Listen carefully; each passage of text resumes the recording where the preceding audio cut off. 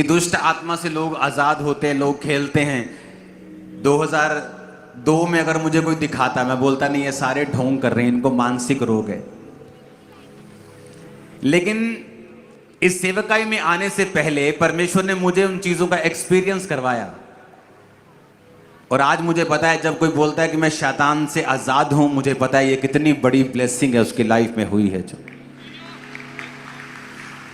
जो जिन लोगों को ये लगता है ना कि दुष्ट आत्माएं नहीं होती, ये मानसिक रोग है, मेरा उनके साथ कोई गुस्सा नहीं है, क्योंकि मैं भी उनकी जगह पे था, मैं भी उन्हीं की भाषा बोलता था। लेकिन जब दो तरह के क्रिश्चियन आपको मिलेंगे। और एक बात बताता हूं आपको, मैंने अनॉइंटेड क्रिश्चियंस, अभिषिक्त लोगों को भी यह गलती करते देखा है। और इस वजह से शैतान ने अभिषिक्त लोगों की जिंदगी में काम भी किया है। रीजन, हर वक्त शैतान को देखना। टेस्टिमनीज को बाद में देते हैं, इनको पीछे कर दो। अपने पड़ोसी को बोलो, शैतान एक स्वर्गदूत है, वो हर जगह मौजूद नहीं रह सकता। वो और उसके दूत विजिट करते हैं, वचन में लिखा है, लेकिन हर वक्त मौजूद नहीं रह सकते। लेकिन यहोवा नाम का मतलब है हर जगह मौजूद। आमीन। अभिषिक्त लोगों ने गलतियां की। क्या गलती की? ओए तेरे कोल शैतान खड़ा, ओए तेरे जीवन च शैतान काम कर रहा, ओए तेरे ऊपर शैतानी आत्मा तेरे ते अटैक कर रहा, ओए तू शैतान के खिलाफ प्रार्थना कर, शैतान तेरी जिंदगी से काम कर। ये कभी कभी आपको मैसेज मिलता है, लेकिन हर बार शैतान कुछ हो गया, छींक आ गई, शैतान चाहे गोलगप्पे खा के आई हो, चाहे छोले भटूरे खाए हो, गला बैठ गया हो, बोले शैतान ने कर दिया। तो शैतान रोता है परमेश्वर के सामने, बोलता है परमेश्वर मैं तो इतना करता भी नहीं जितनी लोग मेरा नाम लगा देते हैं, इतना तो मैंने कभी किया ही नहीं।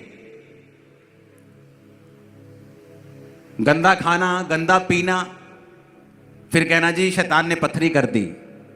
पथरी का ऑपरेशन करवा लेंगे 15-20 हजार का, लेकिन घर में साफ पानी का फिल्टर नहीं लगाएंगे, फिर बोलेंगे शैतान ने कर दिया। तो दो तरह के लोग होते हैं, एक शैतानी कॉन्शियस, तेरे ऊपर शैतान है, मैं वहां गया मुझे शैतान दिखा, उनके घर में बड़ी दुष्ट आत्माएं थी। दूसरी तरह के क्रिश्चियन वो हैं जो स्पिरिट कॉन्शियस हैं, जो हर वक्त परमेश्वर की आत्मा की ओर ज्यादा ध्यान देते हैं कि मैं जा रहा हूं। वचन कहता है, आत्मा कहता है, धन्य है तू अंदर आते समय, धन्य है तू बाहर जाते समय, धन्य है तेरा बैंक बैलेंस, धन्य है तेरी कठौती, तेरा काम, तेरा धंधा, तेरा बच्चा, तेरी पत्नी, तेरा पति, जो भी तेरे पास है वो धन्य है। यहोवा का मतलब है हर जगह मौजूद। परमेश्वर की आत्मा जो मेरे अंदर है वो कहता है कि जिस आत्मा ने यीशु मसीह को मुर्दों में से जी उठाया, वो तुम्हारे मुर्दा शरीरों को क्यों ना जी उठाएगा।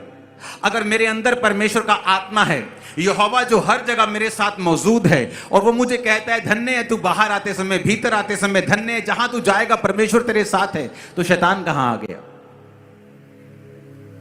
जब कॉन्शियस ऐसा हो जाएगा, जब आपके विवेक में और आपकी सबकॉन्शियस में, माइंड में ये चीजें घुस जाएंगे कि परमेश्वर आपके संग है, तो आप वही फिर एक्सपेक्ट करेंगे जो परमेश्वर की ओर से आता है। और मोस्टली ऐसे गलती करने वाले लोग आत्मिक होते हैं, कम नॉलेज वाले आत्मिक, कम नॉलेज वाले पास्टर्स, जो हर वक्त शैतान को महिमा देते हैं। और मैंने उनकी लाइफ में शैतान को काम करते हुए देखा है, बीमारियों के रूप में भी, तकलीफों के रूप में भी, क्योंकि उन्होंने शैतान का नाम ज्यादा लिया है और परमेश्वर का नाम कम लिया है। जबकि हमें परमेश्वर का नाम ज्यादा लेना है और शैतान का जिक्र कभी कभी करना है, ताकि लोगों को मालूम हो कि शैतान की वजह से ही घात होता है, नष्ट होता है, चुराया जाता है जीवन। जब भी आप अपनी लाइफ में चलें तो तो आपके सबकॉन्शियस में, आपके आपके अंदर ये स्पिरिट में होना चाहिए कि आप परमेश्वर के बेटे और बेटियां हैं। वचन ये कहता है कि आपको शैतान और शत्रु की सारी सामर्थ पर परमेश्वर ने अधिकार दिया है। शैतान आपके लिए एक चीज होनी तो चाहिए, लेकिन मामूली होनी चाहिए। अगर आप उसे बड़ा बना देंगे कि शैतान के कारण मेरी शादी नहीं हो रही, शैतान के कारण मेरी जिंदगी में मुझे डिलीवरेंस नहीं हो रही, तो वो आपके शब्दों को पकड़ लेगा। और जब तक आप ये अंगीकार नहीं करेंगे कि मुझे शैतान के ऊपर अधिकार है, और आप उसको डांटेंगे नहीं अंदर से विश्वास के साथ, तब तक आपके जीवन में कुछ काम नहीं होगा।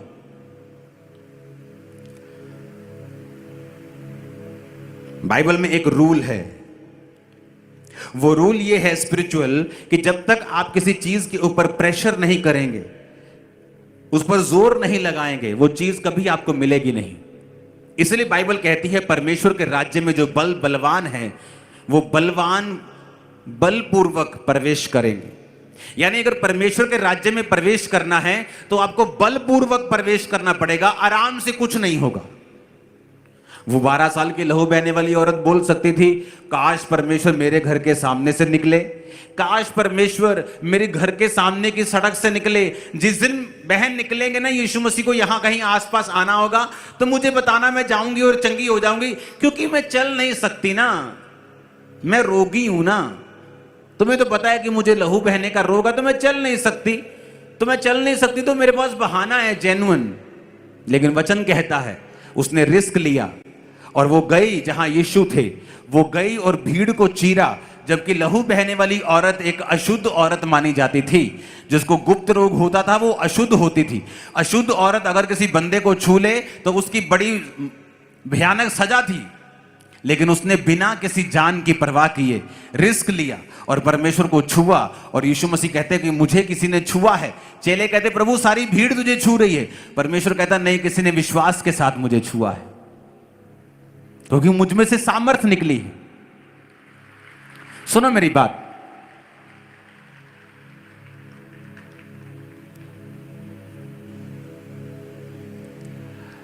अगर आप बलपूर्वक प्रवेश नहीं करेंगे तो आप उसके राज्य में प्रवेश नहीं कर सकते। अगर शैतान ने आपको यकीन दिलवा दिया कि वो आपके साथ है, वो आपके अंदर है, वो आप पे अटैक कर रहा है, आपको डिलीवरेंस की जरूरत है उससे, कितनी देर तक? 2 महीने, 3 महीने, मानो 6 महीने, लेकिन आप 5 साल से मसीह में हैं, अभी भी आपको डिलीवरेंस की जरूरत है? नहीं, अब आपको ज्ञान की जरूरत है। शैतान सिर्फ आपको अज्ञानी करके ही आपके अंदर रह सकता है, अदरवाइज वो आपके अंदर नहीं रह सकता।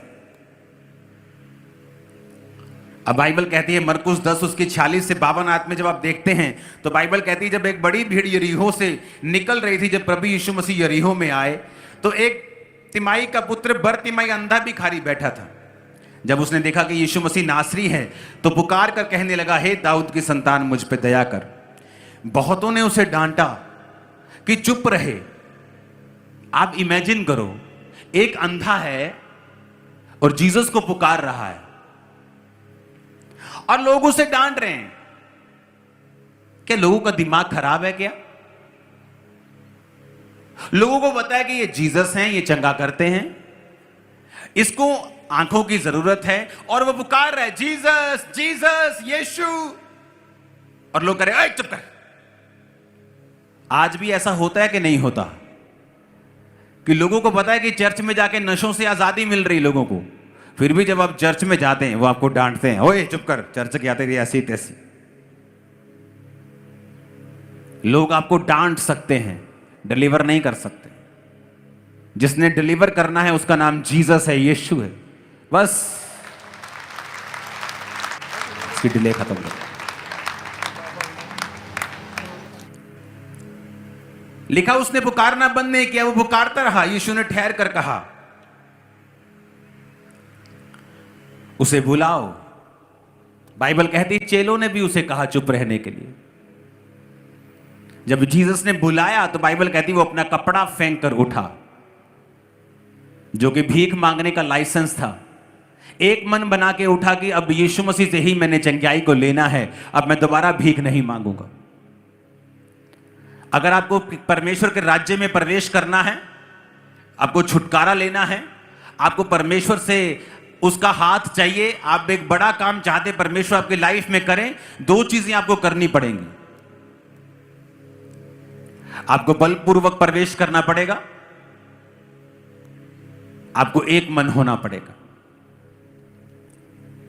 अंधा बोल सकता था, सोच सकता था कि अगर जीसस ने चंगा नहीं किया तो इस रुमाल को कहीं छुपा लेता हूं, भिखारी होने का सर्टिफिकेट है ये रुमाल, तो भीख भी मांगने से जाऊंगा।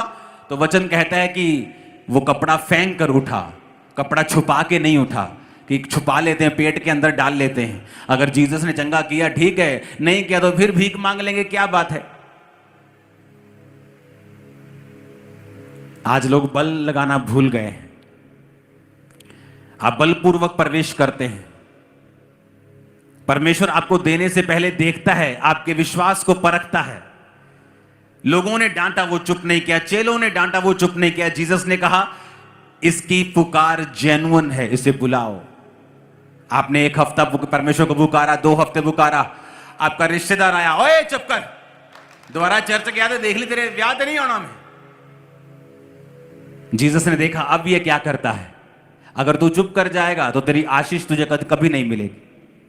तू अपने अंधेपन से, गूंगेपन से, अपनी बीमारियों से, गरीबी के श्रापों से कभी भी आजाद नहीं होगा। लेकिन जब जीसस ने देखा कि लोगों ने इसे चुप कराया और फिर भी ये चुप नहीं किया और लगातार बलपूर्वक प्रवेश करता रहा, पुकारता रहा, पुकारता रहा, जीसस को आपके विश्वास को, आपके फेथ को ऑनर करना पड़ेगा, क्योंकि वो विश्वास की भाषा को समझता है। ऊपर कोई करेंसी नहीं चलती, सिर्फ विश्वास की करेंसी चलती।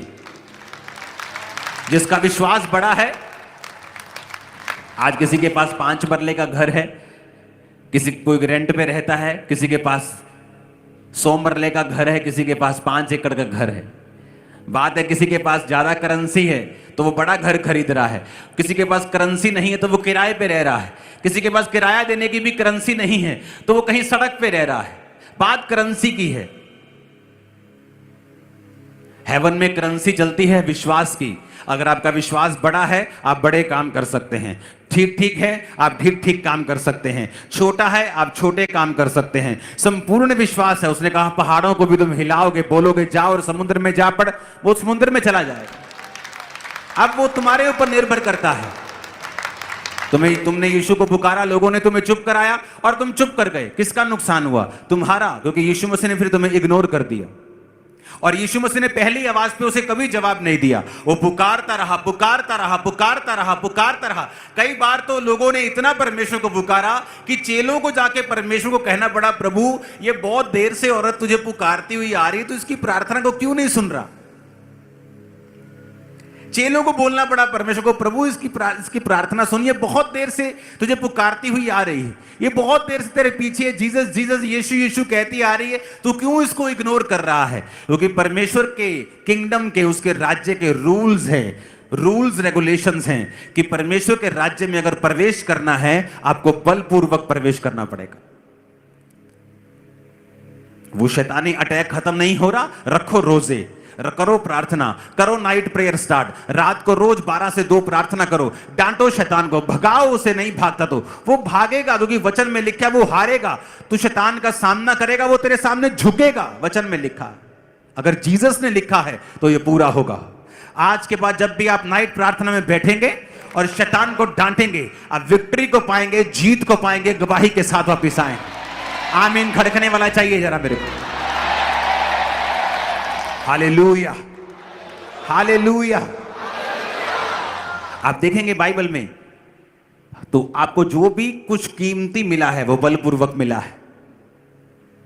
एलिया कहता अलीशा को, कहता चला जा, मुझे तेरी जरूरत नहीं है। दूसरा राजा 2 उसकी 1 से 15 बाइबल कहती है जब यहोवा एलिया को बवंडर के द्वारा स्वर्ग में उठाने वाला था तो उसने एलीशा को कहा चला जा, मुझे तेरी जरूरत नहीं। अलीशा कहता यहोवा की शपथ, तेरे जीवन की शपथ, मैं तुझे छोड़ूंगा नहीं। जब उसने छोड़ा नहीं तो एलिया ने कहा क्या चाहिए तेरे को? कहता मुझे तेरी आत्मा का दुगना भाग चाहिए। वो उसका दुगना मसा नहीं मांग रहा, वो दुगना भाग मांग रहा है। पुराने समय में जब बच्चे होते थे, किसी के मान लो अगर 5 या 4 बच्चे हैं, तो आज के जमाने में अगर किसी के 4 बच्चे हैं तो प्रॉपर्टी में 25-25% सबको देता है। अगर अपना एक हिस्सा रखता तो 20-20% सबको देता है, 20% मेरा, 20-20% बच्चों का, 5 जन हो गए तो 100% हो गया। तो पुराने समय में जो सबसे बड़ा बच्चा होता था उसे दुगना मिलता था। यानी अगर 10 भाग होने हैं और सब बच्चों को 10-10 रुपए मिलने हैं तो बड़े बच्चे को 20 रुपए मिलते थे। अगर सबको 20-20 मिलने हैं तो बड़े बच्चे को 40 मिलते थे। तो एलिया क्या कर रहा था? एलिया उसको परख रहा था। और अलीशा क्या कर रहा था? वो ये दिखा रहा था कि मुझे दुगना भाग इसलिए चाहिए कि मैं ये क्लेम करता हूं कि मैं आत्मा में तेरा जेठा बच्चा हूं। जेठे के ऊपर ज्यादा जिम्मेवारियां होती हैं। कितने मेरी बात को समझ रहे हैं? जेठे के ऊपर सबसे ज्यादा जिम्मेवारियां होती हैं। तो जब बाइबल कहती है एलिया के दूसरे चेलों को पूछा गया और जब उन्होंने अलीशा को बताया कि तुझे पता है आज हमारा गुरु स्वर्ग में जाने वाला है जीवित, उनको मालूम था कि एलिया चढ़ने वाला है। अलीशा कहता ओए चुप करो, मेरे को पता है, चुप करो। क्यों? क्योंकि एलिया की आंखें जो थी वो फल पाने की ओर लगी थी कि मैं ये प्रूफ करूंगा कि आत्मा में मैं इसका जेठा बच्चा हूं और मुझे दुगना भाग चाहिए, दुगना अभिषेक चाहिए। जो दूसरों के पास है उससे दुगना हिस्सा मुझे चाहिए। और एलिया उसे परख रहा था कि अगर तुझे कुछ ऐसा चाहिए जो किसी के पास नहीं है, तुझे आत्मिक रूल्स को फॉलो करना पड़ेगा और तुझे बलपूर्वक प्रवेश करना पड़ेगा। वो उसको रिजेक्ट करता गया, चला जा चला जा। कहता मैं नहीं जाऊंगा, नहीं जाऊंगा, यहोवा की शपथ, तेरे जीवन की शपथ, मैं तुझे छोड़ के नहीं जाऊंगा। आप कुछ भी परमेश्वर से कीमती लेना चाहते हैं, आपको बलपूर्वक प्रवेश करना पड़ेगा। आराम से कभी नहीं मिलेगा। आपको अपना विश्वास दिखाना पड़ेगा, आपको उस चीज के लिए लगे रहना पड़ेगा। अब एलीशा ने दिखा दिया एलिया को कि मैं तेरा जेठा हूं और मुझे दुगना भाग चाहिए, क्योंकि किसी ने उसको फॉलो नहीं किया। सब जानते थे स्वर्ग पे चढ़ेगा, किसी ने उसको फॉलो नहीं किया, लेकिन उसने उसको फॉलो किया।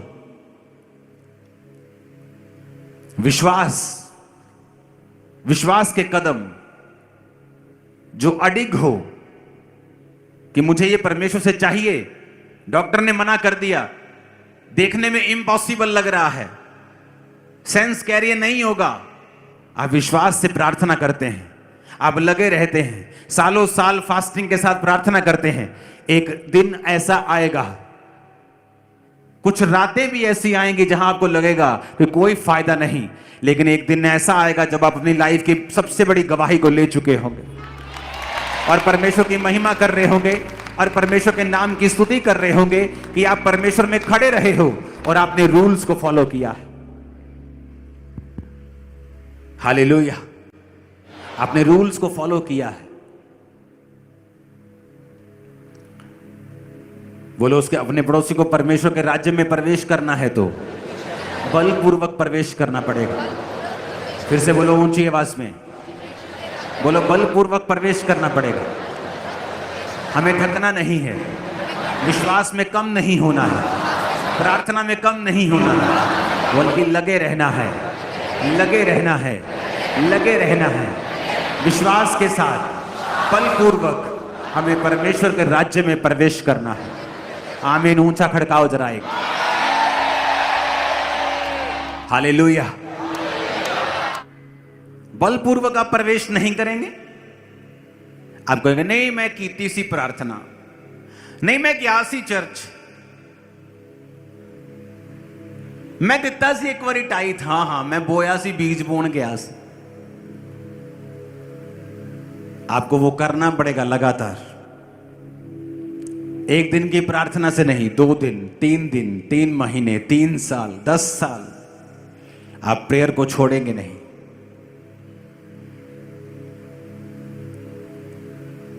फिर जो रिजल्ट होगा वो किसी की लाइफ में नहीं होगा।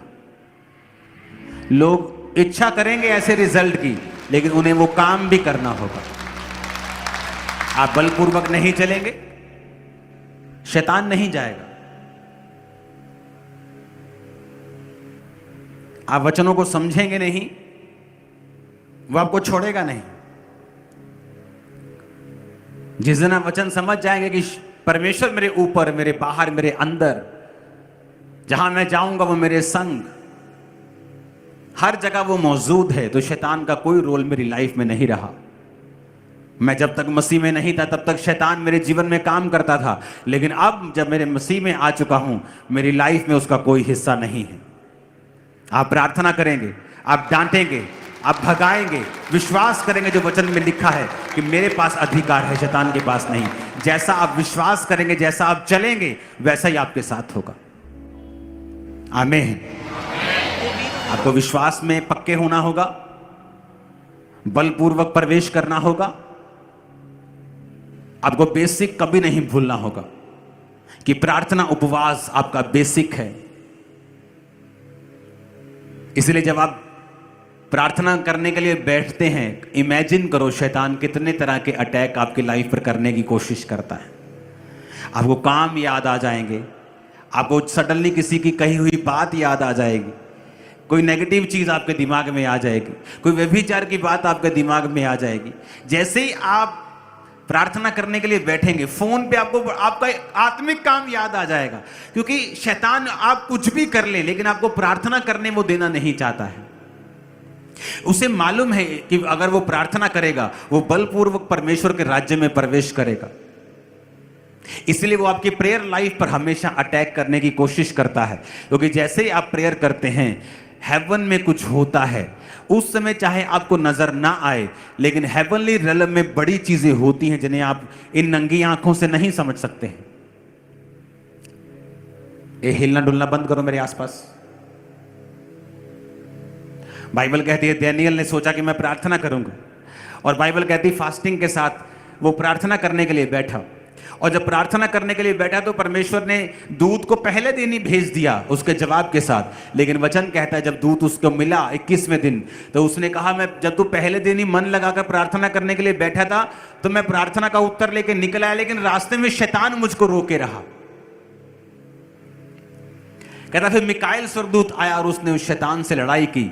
अब मैं जब तेरे से चला जाऊंगा वापिस तो मैं उस शैतान से फिर लड़ूंगा। अगर आप हिस्ट्री की बुक्स को पढ़ें तो बाइबल कहती है, हिस्ट्री की बुक्स कहती हैं बाइबल के उस वचन के बाद वहां की जो गवर्नमेंट थी वो बदल गई थी, राजा चेंज हो गया था। आत्मा में कुछ हुआ, ऊपर हुआ, लेकिन धरती पे उसका रिजल्ट कुछ महीनों के बाद आया। कई बार आप नहीं समझते, नहीं जान पाते कि परमेश्वर क्या कर रहा है, लेकिन जब आप प्रार्थना में होते हैं, गैर भाषा की प्रार्थना करते हैं, तो आपको यह मालूम नहीं होता आप क्या कर रहे हैं, लेकिन आपको बाद में मालूम होता है कि परमेश्वर ने किस तरह से आपके रास्तों को खोला है। कोई बंदा बैठकर इस समय आपके खिलाफ योजनाएं बना रहा है, आप उसे जानते भी नहीं, आपने उसे देखा भी नहीं, उसने कभी आपसे वो मिला नहीं, लेकिन फिर भी वो आपके खिलाफ योजनाएं बना रहा है। कौन उन योजनाओं को नाश करेगा? आपकी प्रार्थनाएं उन योजनाओं को नाश करेंगी। नाश ही नहीं करेंगी बल्कि शर्मिंदा करेंगी, गड्ढे में डाल देगी उन सब योजनाओं को। मैं आपको बता रहा हूं, जब आप प्रार्थना करेंगे। एक दिन एक बंदा रात को बेचैन होकर उठा, और जब बेचैन होकर उठा तो पवित्र आत्मा ने कहा गैर भाषा में प्रार्थना करो। वो गैर भाषा में प्रार्थना करता गया, कितनी देर बेचैनी खत्म नहीं हुई। एक समय आया, कुछ घंटे के बाद बेचैनी खत्म हो गई। कई बार आप बेचैन फील करते हैं, रात को एकदम से नींद आपको जाग जाती, आप बोलते मुझे रात को नींद नहीं आती। परमेश्वर का आत्मा कई बार आपको उठाता है रात को प्रार्थना करने के लिए, लेकिन आप उसके मैसेज को, आप आत्मिक रूप से इतने मैच्योर नहीं होते कि आप उन मैसेजेस को समझ सकें। कई बार आपको बेचैनी अगर फील होती है तो वो प्रार्थना की कॉल होती है कि आपको प्रार्थना करनी है। कई बार आपको बड़ी निराशा फील होती है, कई बार दिल में आपको बड़ा डीप, आपको एक बड़ा सैड फील होता है, लेकिन आप जब देखते हैं यार आप तो घूम फिर रहे हैं, आप तो बड़े एंजॉय कर रहे हैं, लेकिन ये स्पिरिट में जो सैडनेस है, स्पिरिट में कुछ बेचैनी है कि किस लिए मेरी लाइफ में आ रही है, वो एक प्रार्थना की कॉल होती है कि परमेश्वर का आत्मा आपको प्रार्थना करने के लिए कह रहा है। कितने मेरी बात को समझ रहे हैं? उस बंदे ने प्रार्थना की, तब व्हाट्सएप नहीं होते थे, फोन नहीं होते थे, कुछ नहीं होता था। थोड़े दिन बाद वो अपने सगे भाई से मिला और उसके सगे भाई ने बताया मेरे भाई फलानी डेट को रात को इतने बजे मुझे हार्ट अटैक हुआ, और जब हार्ट अटैक हुआ तो मैं मर गया था। मैं मर गया और मुझे हॉस्पिटल लेके जा रहे थे, लेकिन सडनली कुछ देर के बाद मेरी सांसें वापस आ गई। तो उसने कहा किस तारीख को हुआ? उसने कहा मेरे को ये फलानी तारीख को, इस तारीख को हुआ। उसने कहा उसी तारीख को मेरे को परमेश्वर ने कहा था उठाकर, जो मैं बेचैनी फील कर रहा था रात को उठ गया और मैंने गैर भाषा में प्रार्थना की थी। और वचन में लिखा है कि तुम अपने अति पवित्र विश्वास में प्रार्थना करो, गैर भाषा में प्रार्थना करो। इसलिए पौलुस ने कहा मैं आत्मा में प्रार्थना करूंगा, मैं बुद्धि से भी प्रार्थना करूंगा। आत्मा से प्रार्थना कैसे करनी है? गैर भाषाओं से। बुद्धि से कैसे करनी है? जो मुझे चाहिए, परमेश्वर ये वाले रास्ते को साफ कर, परमेश्वर ये वाले रास्ते को साफ कर, परमेश्वर मेरे भाई को बचा, मेरी फलानी बहन को बचा। बुद्धि से प्रार्थना। आत्मा से प्रार्थना कैसे करनी है? गैर भाषा से प्रार्थना, क्योंकि बाइबल कहती है आप नहीं जानते आने वाले समय में क्या होगा, आप नहीं जानते प्रार्थना किस रीति से करनी चाहिए। वो आपको तरीके के बारे में बात नहीं कर रहा कि किस रीति से करनी चाहिए, कि पहले मैं ऐसे हाथ उठाऊं, ऐसे घुटने लगाऊं, वो उस रीति की बात नहीं कर रहा। क्योंकि प्रार्थना, आत्मा ये कह रहा है कि तुम्हें नहीं पता फ्यूचर में क्या होगा, कौन तुम्हारा दुश्मन है, कौन तुम्हारे लिए क्या सोच रहा है, कब फ्यूचर में